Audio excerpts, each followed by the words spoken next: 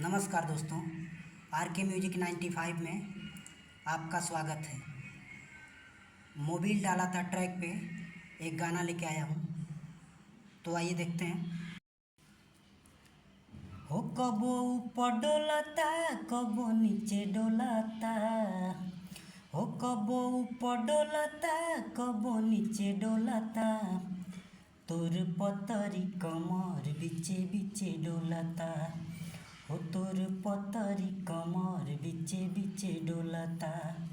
हो कबो आगे डोलाता कबो पीछे डोलाता,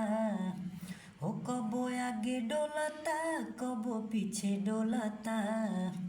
हो तोर पतरी कमर बिचे बिचे डोलाता, हो तोर पतरी कमर बिचे बिचे डोलाता। आइए देखते हैं अंतरा। हाँ तोहरा के रची के साँचा में गढ़ी के राम अगराले हो, ऐसन सुघराई बा दूध जस गोराई बा चंदा लजाले हो,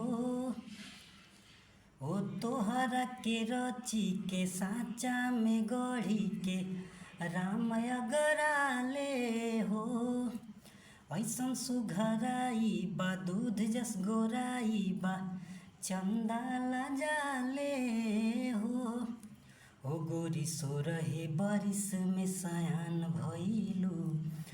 रस भरी तुम गहिया के पान भइलू, हो तोर बोली जैसे रस मीठे मीठे घोलाता, हो तोर पतरी कमर बिचे बिचे डोलाता, हो तोर पतरी कमर बिचे बिचे डोलाता। आइए देखते हैं दूसरा। हाँ रणजीत सानू कहेला ये जानू करेलू तो घाही हो, नैना शराबी चाल नवाबी मचवलस तबाही हो, हाँ रणजीत सानू कहेला ये जानू करेलू तो घाही हो, नैना शराबी चाल नवाबी मचवलस तबाही हो, हो रानी हिरनी के चाल तू चलेलू, करे जवा पदाल कहीं दरेलू, हो पोरे पोरे गदराइली शरीरे डोलता, हो तोर पतरी कमर बिचे बिचे डोलता, हो कबो ऊपर डोलता कबो नीचे डोलता,